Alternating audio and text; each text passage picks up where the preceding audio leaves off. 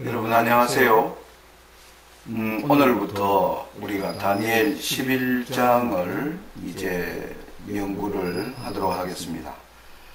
지난번에 여러 강의에서 다니엘 11장을 연구하기 위해서 11장 이전에 등장하는 다니엘 7, 8장의 전개 내용, 그리고 하나님께서 재림 전에 일어날 여러 가지 이정표적 과정들을 어떻게 전개해 나가시는가 하는 것에 관한 공부를 했습니다.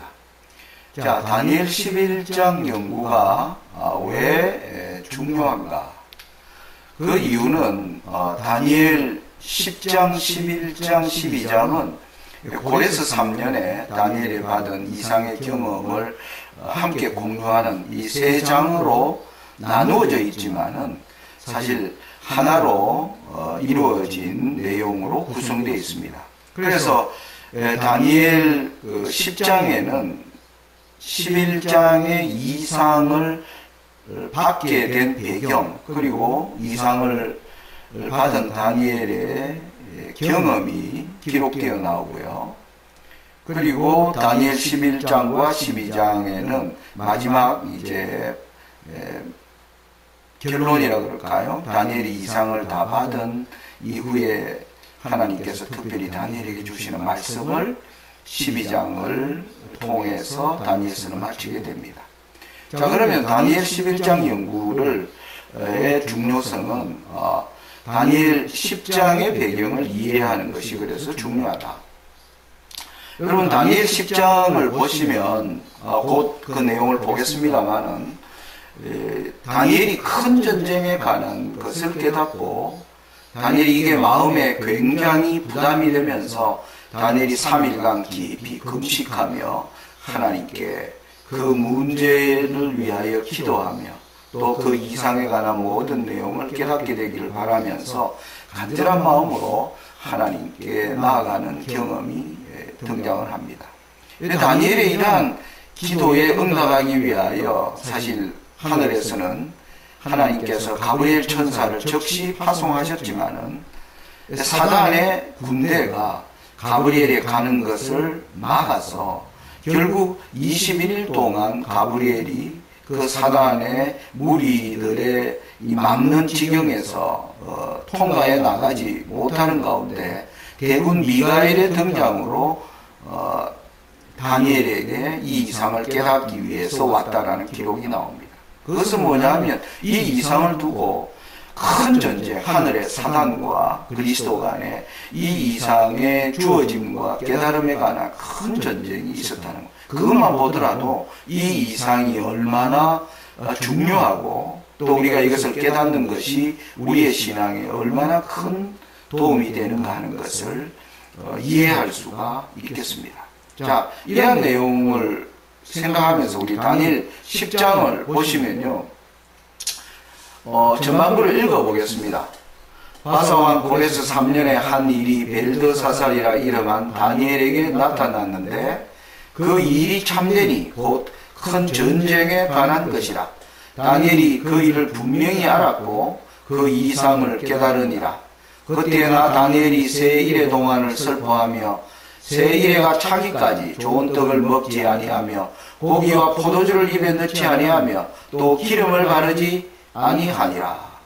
자, 여기 다니엘이 큰 전쟁에 관한 그 부담으로 말미암아 다니엘이 3주 동안에 얼마나 큰 결심을 하고 하나님께 나아갔는가를 볼 수가 있습니다. 자, 그러면서 4절에 정월 24일에 내가 히데겔이라는 큰 강가에 있었는데 그때 내가 눈을 들어 바라본 적 한 사람이 세마봇을 입었고 허리에는 우마서 정금띠를 띄었고 그 몸은 화목 같고 그 얼굴은 번갯빛 같고 그 눈은 횃불 같고 그 팔과 발은 빛난 녹과 같고 그 말소리는 무리의 소리와 같더라. 이 이상은 나 다니엘이 홀로 보았고 나와 함께한 사람들은 이 이상을 보지 못하였어도 그들이 크게 떨며 도망하여 숨었느니라. 그러므로 나만 홀로 있어 이 큰 이상을 볼 때 내 몸에 힘이 빠졌고 나의 아름다운 것이 변하여 썩은 듯 하였고 나의 힘이 다 없어졌으나 내가 그 말소리를 들었는데 그 말소리를 들을 때에 내가 얼굴을 땅에 대고 깊이 잠들었었느니라. 한 손이 있어 나를 어루만지기로 내가 들더니 그가 내 무릎과 손바닥이 땅에 닿게 일으키고 내게 이르되 은총을 크게 받은 사람 다니엘아, 내가 너에게 이르는 말을 깨닫고 이르으라. 내가 너에게 보내심을 받았느니라.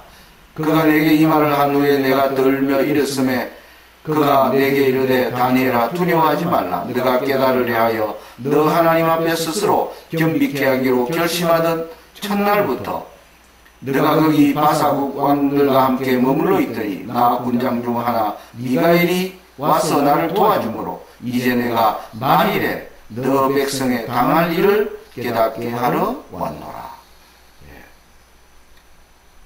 금식하고 있는 다니엘에게 그리스도의 모습이, 제사장의 옷을 입은 놀라운 하나님의 아들의 모습이 다니엘에게 나타납니다.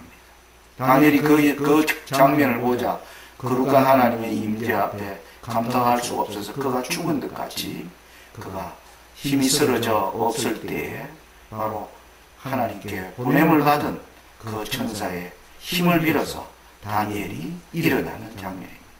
그러면서 그 천사가 여기까지 오는데 내가 21일 동안 왜 이렇게 지체되었는가를 설명해 주면서 이 이상을 너는 깨달아 할지니라 하면서 14절에 보면 너가 이 이상은 말일에 너 백성에 당할 일에 관하여 기록하였다라고 얘기합니다. 그러니까 11장 연구가 사실 마지막 때를 살아가는 저와 여러분에게 주는 이 세상의 큰 변화에 관하여 말씀하고 있다는 것입니다. 여러분, 어느 날 이 코로나가 오고요, 전 세계적으로 자연재해가 굉장히 심해지고 있습니다. 여러분, 재난에 관해서 예수님의 재림 전에 지진, 기근, 오녀, 수많은 바다의 재앙들, 그러한 재앙들이 되어 있습니다. 이거는 예언 연구에는 이러한 내용들이 등장을 합니다. 여러분, 예언은 뭐냐면 이러한 재난들이 자꾸 밀려오면서 우리가 살아가는 세상의 정치적, 경제적, 사회적, 종교적 어떤 큰 변화를 가져오는가를 보여주는 것입니다. 제가 지금 계획을 하고 있습니다. 이 코로나가 주는 앞으로 정치적 변화가 무엇일 것인가, 사회적으로 어떤 변화를 가져올 것인가 하는 것을 강의를 지금 파워포인트를 준비를 하고 있습니다만, 이번 일이 굉장히 장기화되면서 세상에 지금 거대한 변화가 일어납니다. 이 거대한 변화는 오늘날 세상을 다스리는 왕들의 생각, 그리고 저희가 살아가는 경제적, 정치적, 종교적 환경이 큰 변화. 그래서 마지막에 전 세계, 특별히 미국을 중심으로 한 무정부 상태의 큰 혼란을 일으키는 그러한 일들을 이루어가는 것입니다. 자, 그런 것들도 우리가 함께 연구를 해야 되지만은, 그러나 다니엘과 요한계시록은 우리가 살아가는 이 거대한 시스템, 정치적, 종교적, 경제적 이 시스템이 어떻게 변화되어서 재림을 촉진하는가 하는 것을 설명하는 것이 바로 예언의 목적이고, 그리고 이 예언을 우리가 이해하면 바로 이러한 일들이 앞으로 우리에게 어떠한 변화를 가져올 것인가 하는 것을 깨닫게 해준다는 것입니다. 자, 우리는 다니엘 10장을 읽으면서 다니엘 11장의 이상을 두고 얼마나 투쟁이 심했는가. 여기 보면 1절에 아까 보니까 고레스 3년에 한 일이 다니엘에게 나타났는데 곧 큰 전쟁에 관한 것이라. 여러분이 우리는 다니엘서 전편에서 이 다니엘은 어떤 사람인가? 성소의 회복을 위하여 기도하는 사람이었습니다.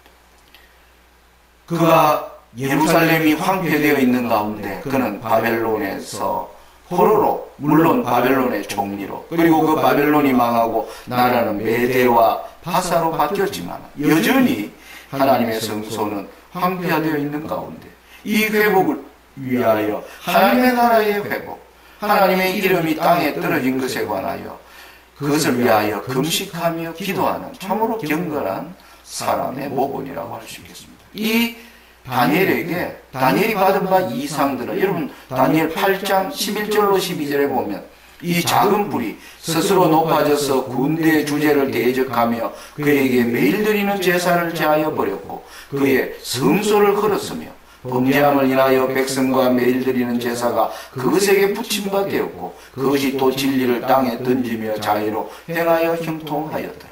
여러분 다니엘 7장 8장에 가장 주목받는 세력은 작은 뿔이었습니다. 8장에서는 이 작은 뿔이 하나님의 성소를 짓밟고 성소에서 행해지는 봉사 자체를 뭐 하는 겁니까? 다 허무는 그러한 충격적인 이상을 받습니다. 여러분 다니엘 또 9장 26절에는 기름 부음을 받은 자가 끊어져 없어질 것이며 장차 한 왕의 백성이 와서 그 성읍과 성소를 회파하려니와 그의 종말은 홍수에 음몰된 같을 것이며 또 끝까지 전쟁이 있으리니 황폐할 것이 작정되었느니라. 다니엘이 9장까지 받은 모든 이상은 하나님의 성소를 두고 벌어지는 큰 전쟁. 이 큰 전쟁은 여러분 이 세상에서 일어나는 전쟁도 우리 인간의 눈에 큰 전쟁은 가장 큰 전쟁은 하나님의 성소를 두고 벌어지는 전쟁이 큰 전쟁입니다. 그래서 여러분 에스라 1장과 4장을 보면 이 고레스 3년의 의미를 알게 됩니다. 이것은 여러분들이 찾아보시기 바랍니다. 에스라 1장에는 고레스 원년에 고레스가 드디어 예루살렘 성전을 파괴된 성전을 회복하라는 중건령이 내리는 걸 보게 됩니다. 그리고 2장으로 가면요. 이 중건령이 내릴 때 예루살렘에서 약 4, 5만의 사람들이 드디어 예루살렘으로 가게 되었다는 것을 기록하고 있고 3장에는 드디어 고레스 2년에 그들이 예루살렘에 도착하여 성전 공사를 시작하는 얘기가 나오고요. 4장에는 성전 공사가 시작되자마자 사탄의 엄청난 방해 공작이 됨으로 말미암아 성전 공사가 지체되고 있고 마침내 다리오 왕 제2년까지 공사가 중단된 내용이 기록이 되어 나옵니다. 제가 이 얘기를 왜 하느냐 하면 고레스 3년은 바로 다니엘이 본바 고레스의 명령을 받아 예루살렘으로 돌아간 그 백성들의 사역이 잘 되는 줄 알았더니 사단의 큰 방해로 말미암아 성소 공사가 다시 지체되고 중지되는 이러한 상황 속에서 다니엘이 성소를 두고 사단과 하나님 간의 큰 전쟁의 의미를 깨닫고 3주 동안 금식하게 되었다는 것을 설명하고 있는 내용인 것입니다. 그러므로 결론을 내리면 큰 전쟁이란 성소를 둘러싼 그리스도와 사탄 간의 전쟁입니다. 그래서 다니엘 10장 14절에 보면 이제 내가 만일에 너 백성에 당할 일을 내가 깨닫게 하러 왔노라. 여러분 성소를 두고 마지막 때의 큰 싸움, 성소의 마지막 사건은 뭡니까? 성소 정결입니다. 그래서 우리 다니엘 7장과 8장 모든 마지막 때의 이상은 성소 정결이라는 주제에 뭐한 겁니까? 포커스가 예언의 초점이 있음을 제가 설명을 드린 것입니다. 그곳에서 일어나는 마지막 인자가 나라를 받는 곧 어린 양의 혼인식이 진행돼요. 오늘날 사단은 이 일이 진행되지 않도록 엄청난 하늘에서 지금 큰 투쟁이 일어나고 있습니다. 그 투쟁이 이 땅에서 마지막 때에 어떤 양상으로 나타나는가 하는 것을 설명한 것이 바로 다니엘 11장이라는 사진입니다. 자, 이 배경을 우리가 이해를 했는데 그러면 다니엘 11장을 어떻게 연구할 것인가?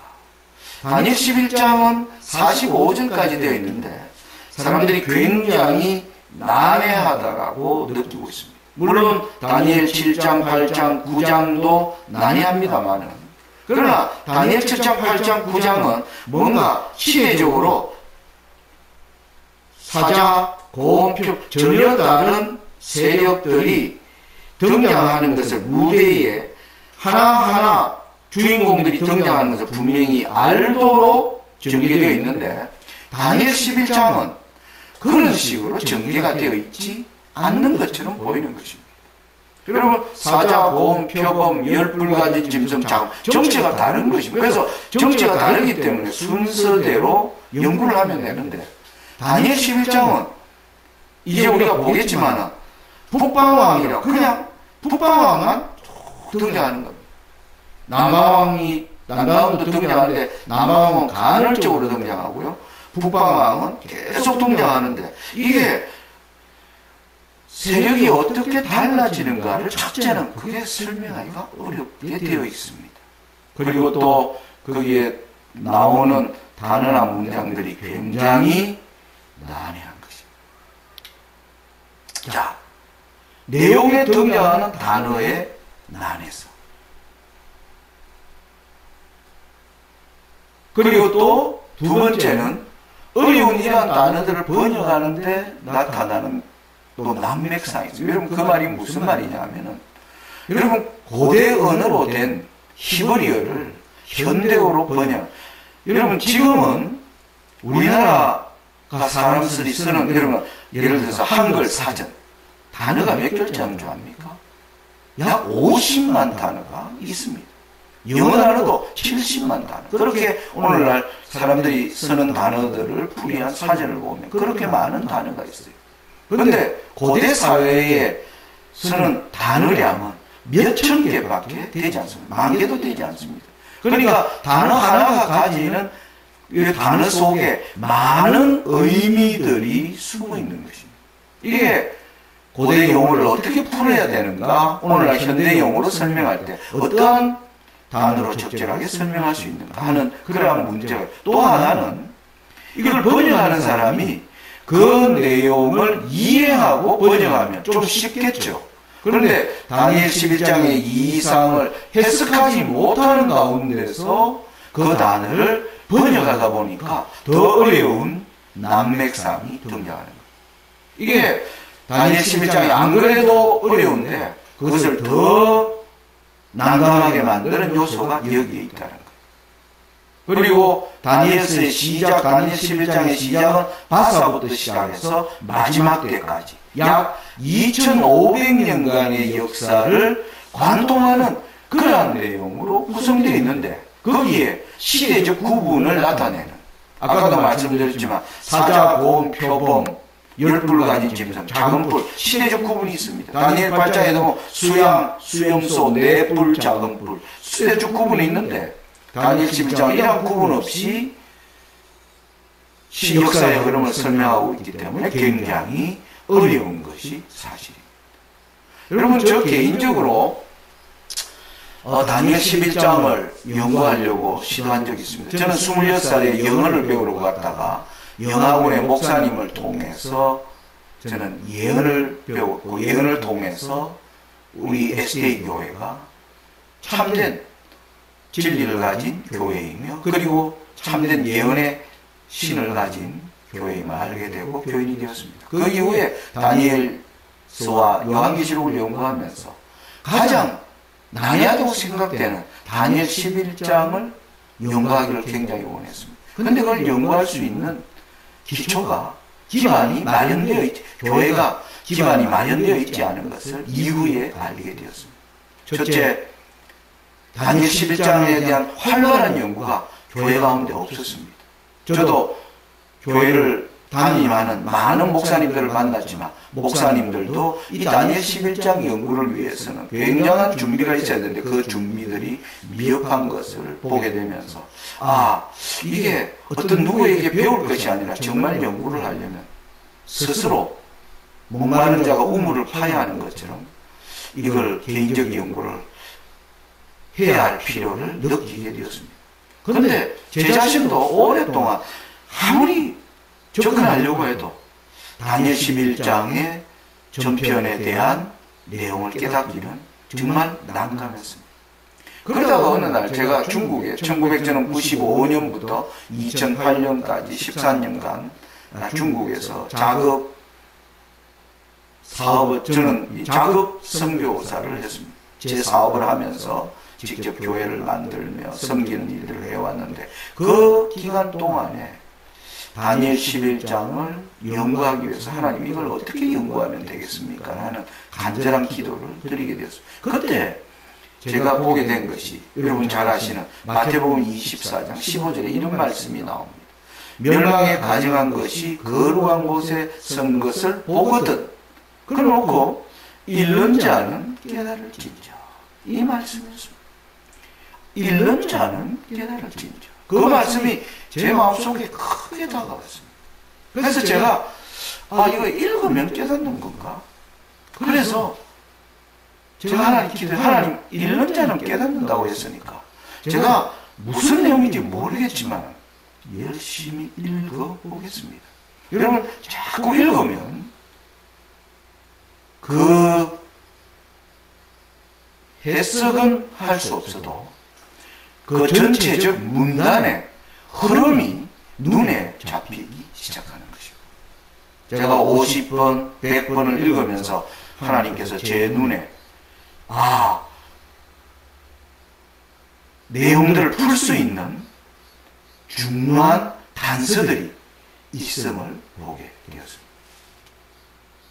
저는 그동안에 다니엘서를 물론 정확히 몇 번 읽었지만 제 기억에는 분명히 한 200번 이상은 다니엘서를 읽었고 지금 제 머릿속에 다니엘서 전체에 대한 내용들이 다 성경을 보지 않아도 잘 정리가 되어 있을 정도로 많이 읽었습니다. 자, 이러한 저의 경험으로 제가 여러분들에게 설명드리는 것입니다. 뭐냐면 다니엘 11장을 이런 문제가 있는데 어떻게 그러면 연구할 것인가? 자, 그래서 저는 다니엘서 예언의 전개 방식에 관한 이해가 중요하다. 그 말은 뭐냐면 다니엘 11장이 주어지기 위해서 7장, 8장의 중요한 그 이상들이 어떻게 전개되고 있었는가를 이해하는 그 이해를 바탕으로 읽으라는 겁니다.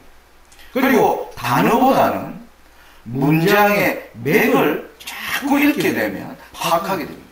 여러분 다니엘 7장을 전혀 해석하지 못하는 이들도 사자가 등장하고 고음이 등장하고 표범이 등장하고 열불간인 짐승이 작은 뿔이 등장하는데 이 짐승 각각 다르다. 그런데 이 짐승의 특징이 있네. 그러면서 해석은 못해도 그런데 이 다니엘 7장을 보니까 이 짐승 중에 넷째 짐승에게 강조점이 있는 것을 알게 됩니다. 왜? 넷째 짐승은 앞에 짐승들과 다르다는 거예요.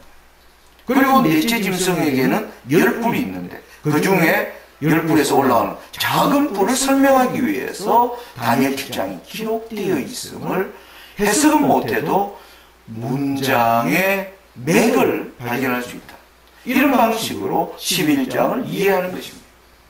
그렇게 되면 전체적인 흐름, 아까 바사에서부터 마지막 때 2500년의 역사를 하나님이 문맥적으로 어디서 우리가 끊어나갈 수 있는가? 45절을 각 패러그래프로 몇 개 단위로 나눌 수 있는가? 하는 것에 대한 힌트들을 알게 됩니다.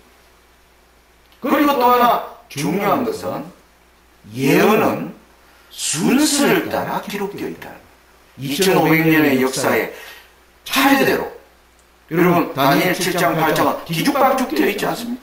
언제나 바벨론이 먼저 나오고 페르시아가 나오고 헬라가 나오고 로마가 나오고 교황권이 등장하고 이런 역사의 순서를 따라 기록되어 있다. 저는 이 네 가지 이해를 충분히 하면 다니엘 11장을 굉장히 좀 편하고 쉽게 접근할 수 있다는 거예요. 그걸 제가 여러분들에게 소개해 드리려고 하는 것입니다. 이번에 연구는 다니엘 11장을 자세히 들여다보는 것이 아니라 다니엘 11장의 문맥, 전체적인 흐름을 들여다보는 것이 목적이겠습니다. 이걸 이제 이해하게 되면 개인적으로도 여러분들이 연구할 수 있게 되는 그런 기초, 배경을 갖게 될 것이라 생각됩니다. 자, 여러분, 우리가 앞서서 다니엘 7, 8장에 이 어떻게 전개되어 있는 이 방식을 여러분들 이걸 보시면 머릿속에 떠오르시겠죠. 그죠? 다니엘 7장에는 1798년 이전에 다섯 세력, 사자, 곰, 표범, 열불가진 짐승, 작은 뿔로 나왔는데 8장에는 바벨론은 등장하지 않고 페르시아부터 보이는데 수용소가 등장하는데 그러면 넷째 짐승이 로마와 교환권이 나누어서 7장에 되었는데 8장에는 우리가 이걸 연구를 통해 하나님이 로마와 교환권을 하나로 보여주려고 하는 것이 8장의 목적이 우리가 이해하게 되는 거죠. 그리고 하늘에서 이루어지는 7장에는 세 단계로 나누어진 것을 8장에서는 성소의 정결이라는 하나의 주제로 하나님이 보라고 하는 것. 이런 방식으로 7장, 8장이 전개되어 있다는 것. 그러면 8장과 11장도 같은 전개 방식인가 하는 것을 우리가 살펴보는 것이 중요합니다. 자, 여러분 8장에 보면 20절에 너가 본 바 두 뿔 가진 수양은 메대와 바사. 그래서 다니엘 7장에 둘째 짐승 곰 메대 바사로 등장을 하고요. 그 다음에 보시면 21절 털이 많은 수용소는 헬라 왕이요. 그래서 바사와 헬라 순으로 다니엘 8장은 시작하는 겁니다. 그러면서 여러분 22절에 21절 후반에 보면 두 눈 사이에 있는 큰 뿔은 곧 첫째 왕이요. 알렉산더가 등장을 하고 이 뿔이 꺾이고 알렉산더가 죽은 이후에 그 대신에 네 뿔이 나면서 그 대신에 네 뿔이 나선즉 그 나라 가운데서 네 나라가 일어나되 그 권세만 못하리라. 이 네 나라 마지막 때에 패역자들이 가득할 즈음에 한 왕이 일어납니다. 그래서 다니엘 7장은 메대와 바사 이후에 두 왕이 일어나죠. 로마가 일어나고 교환권이 일어나는데 다니엘 8장은 메대 바사와 헬라 이후에 한 왕이 일어납니다. 그래서 로마와 교환권을 두 왕으로 설명하지 않고 한 왕으로 설명하는 방식의 전개가 8장의 전개라는 거예요. 자, 11장도 이와 같이 전개가 돼요. 여러분 11장 2절에 보면 이렇게 나옵니다. 이제 내가 참된 것을 너게 보라 바사에서 바사로 시작하죠. 그 다음에 3절 보겠습니다. 2절 계속 보겠습니다. 새 왕이 일어날 것이요 그 후에 넷째는 그들보다 심히 부유할 것이며 그가 그 부유함으로 강하여진 후에는 모든 사람을 격동시켜 헬라국을 칠 것이며 바사가 헬라를 치니까 헬라에서 뭐예요? 3절에 장차 한 능력이 있는 왕이 8장에 수용소에게 있는 현장 뿔이 일어나는 겁니다. 일어나서 큰 권세로 다스리나 4절에 그러나 그 나라가 강성할 때 천하 사방으로 나누어지는 8장에 네 뿔로 나누어지는 것을 설명하는 거죠. 그래서 여러분 8장은 7장 방식을 따르고 있고 11장은 8장 방식을 따르고 있는 것으로 우리가 이해가 되는 것입니다. 자, 그런데 11장 이제 5절부터 그 이후에 쭉 전개되는 방식을 보면 이렇게 전개되어 있는 겁니다. 자, 여러분 나라들이 일어나는 순서는 7장과 8장의 전개 방식 8장은 7장의 전개 방식을 따르고 있는데 하나님이 좀 바꾸어서 보여주셨습니다. 그죠? 다시 말씀드리지만은 로마와 교환권을 7장에서 나누어 보여주겠지만 8장에는 함께 보여줘요. 그런데 순서는 같이 나와요. 11장도 보니까 8장의 순서와 똑같이 페르시아와 헬라가 등장하는데 그러면 작은 뿔이 나와야 되는 것이지 않습니까? 그런데 작은 뿔이라는 단어는 11장을 전편을 자세히 들여다봐도 작은 뿔이라는 단어는 어느 곳에도 등장하지 않습니다. 주인공으로 등장하는 자는 계속 남방왕, 북방왕의 이야기만 나옵니다. 11장이 이렇게 전개되다. 이게 이제 우리가 아무튼 전개 방식에 대한 이해입니다. 그런데 여러분, 제가 아까 말씀드린 자주 읽어보니까 이런 전개 방식으로 되어 있었습니다. 여러분 11장에 5절부터 15절을 보면요 남방왕 북방왕이 싸워요. 그러다가 16절에서 24절까지는 남방왕은 어디가 되었고 북방왕의 이야기만 등장합니다. 그리고 25절부터 30절에 보면 다시 남방왕이 등장하여 북방왕과 싸우는 내용으로 나옵니다. 이후에 확인하겠고요. 여러분들이 개인적으로 성경을 찾아서 확인하시기 바랍니다. 제가 자주 말씀드리지만 많은 유튜버 강의가 그냥 듣는 강의로 하면 여러분들에게 아무것도 남지 않습니다.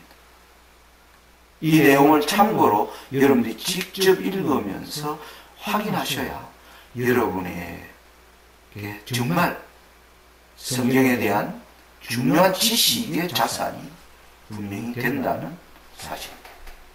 자, 그리고 30절에서 39절로 가면 다시 남방왕 사라지고 북방왕이 독주합니다.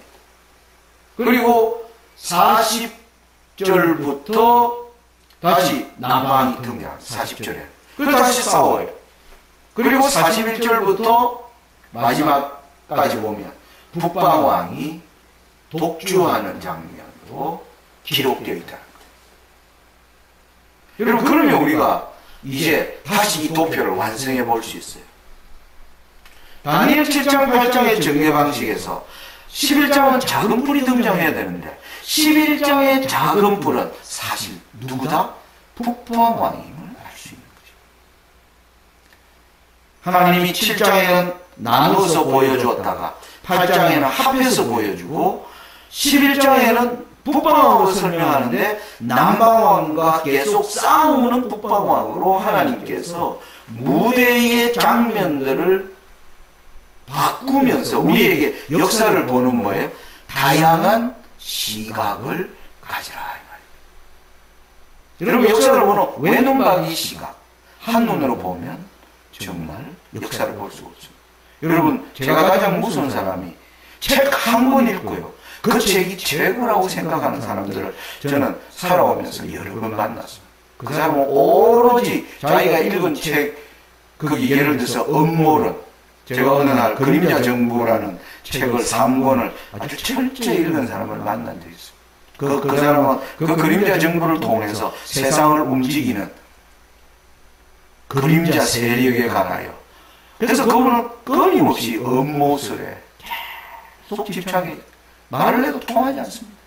여러분, 100권의 책을 읽은 사람과 한 권의 책을 읽은 사람들의 세상을 보는 눈은 달라집니다. 여러분, 우리의 역사를 두고요, 예를 들면 우리나라만 하더라도 우리나라의 건국 역사를 김구를 중심으로 얘기하는 사람들이 보는 역사관과 이승만을 중심으로 보는 역사관은 전혀 다른 역사관을 가지는 것을 보게 됩니다. 그러나 이 두 가지를 다 이해하는 역사관은 거기에서 뭐 하는 것? 균형된 시각을 가지게 됩니다.